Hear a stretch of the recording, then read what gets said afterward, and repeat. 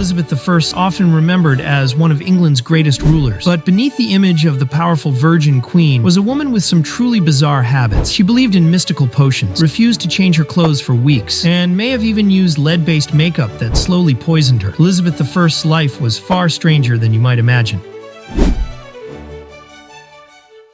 When Elizabeth was born in 1533, she was not expected to ascend to the throne. The daughter of King Henry VIII and his second wife, Anne Boleyn, Elizabeth's birth was overshadowed by her father's desperate desire for a male heir. At the time, Henry VIII's marriage to Anne had been tumultuous, and Elizabeth's arrival as a daughter, rather than a son, was a major disappointment. Her mother's execution just 2 years after Elizabeth's birth further complicated her status. Initially, Elizabeth was considered heir presumptive, meaning she was the next in line to the throne if her father's male heir didn't materialize. However, when Elizabeth's brother Edward was born in 1537, the possibility of Elizabeth becoming queen seemed remote. This meant that Edward would be the rightful heir, and Elizabeth was pushed further down the line of succession. Compounding Elizabeth's uncertain position, after her mother Anne Boleyn was executed in 1536, Elizabeth was declared illegitimate. This decision stripped her of her royal status, and for much of her early life, she was denied any claim to the throne. Her situation seemed precarious, and it seemed unlikely that she would ever be crowned queen. Yet fate had a different plan for Elizabeth.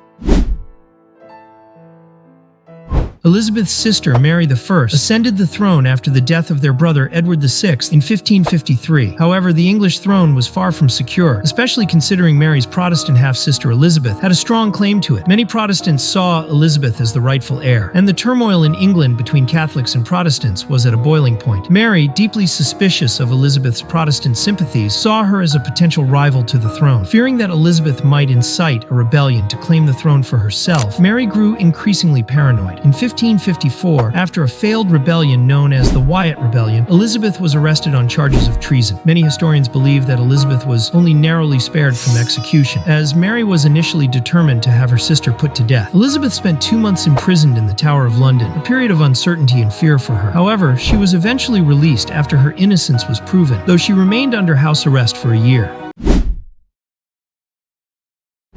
After King Henry VIII's death, Elizabeth lived in the household of her stepmother, Catherine Parr. But Catherine had remarried, this time to Thomas Seymour, the reckless and power-hungry brother of the Lord Protector. Seymour was charming, but his interest in the teenage Elizabeth soon turned questionable. Seymour would enter Elizabeth's chambers early in the morning, sometimes tickling her, slapping her on the back, or making inappropriate jokes. On one occasion, Catherine even joined in, holding Elizabeth while Seymour cut her dress to ribbons. At first, Catherine dismissed these actions as playful, but as they continued, she grew uneasy. Rumors swirled about Seymour's intentions. Some believed he planned to marry Elizabeth if Catherine died. Eventually, Catherine sent Elizabeth away to protect both their reputations. But the damage was done. Seymour's relationship with Elizabeth became the subject of court gossip, and his ambitions would soon lead to his downfall.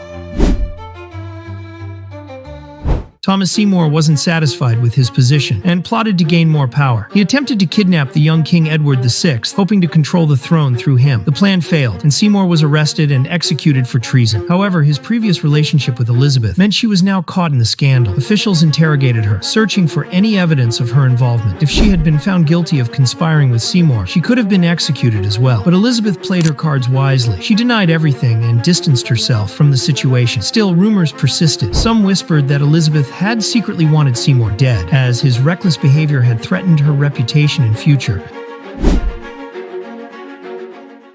Throughout her reign, Elizabeth was a target for numerous assassination attempts. As a Protestant queen in a predominantly Catholic Europe, she faced constant threats from Catholic monarchs who saw her as a usurper. One of the most famous plots against her was the Babington Plot in 1586, which was an attempt by Catholic conspirators to assassinate Elizabeth and place her cousin Mary, Queen of Scots, on the English throne. The plot was uncovered by Elizabeth's spy master, Sir Francis Walsingham, and the conspirators were arrested and executed. Mary, Queen of Scots, was implicated in the scheme and was eventually executed as well. Despite the constant danger, Elizabeth's leadership and the work of her intelligence network helped her survive these threats.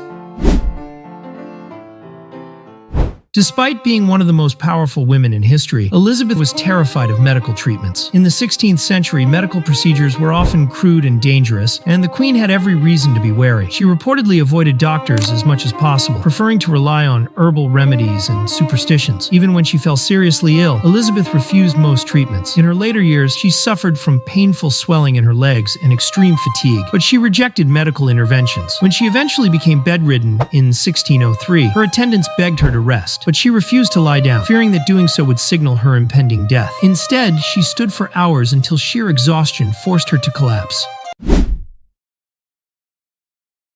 Elizabeth was famous for her striking appearance. Her pale complexion, fiery red hair, and elaborate gowns made her instantly recognizable, but her beauty came at a deadly cost. To maintain her ghostly white skin, she used a makeup known as Venetian ceruse, which contained lead. Over time, this toxic mixture may have caused severe health problems, including hair loss, skin damage, and even neurological issues. As she aged, Elizabeth wore thicker and thicker layers of makeup to cover up blemishes and scars from smallpox, which she had survived in her 20s. Some accounts suggest that by the end of her life, the heavy makeup had eroded her skin, making her appearance almost mask-like.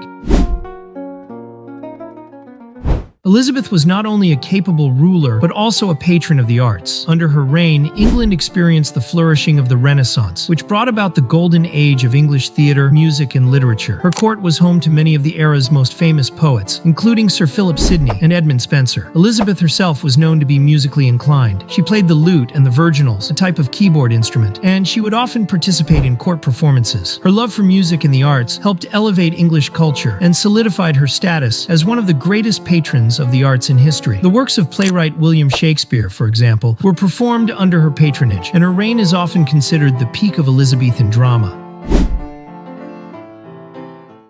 Elizabeth wasn't just a political mastermind, she also had a deep fascination with symbolism and superstition. She carefully crafted her public image, portraying herself as a semi-divine ruler chosen by God. The Virgin Queen image wasn't just about her refusal to marry, it was a deliberate effort to make herself seem untouchable, almost saint-like. She surrounded herself with symbolic objects, including elaborate portraits filled with hidden messages. One of her most famous paintings, the Armada portrait, shows her standing triumphantly over a globe, with stormy seas behind her, a reference to England's victory over the Spanish Armada. Even her jewelry held meaning, with pearls symbolizing purity and serpents representing wisdom. But Elizabeth also had superstitions that influenced her rule. She consulted astrologers before making major decisions, and some even claim she believed in mystical omens. She kept a close relationship with John Dee, a famous mathematician, astronomer, and alleged occultist, who advised her on everything from politics to magic.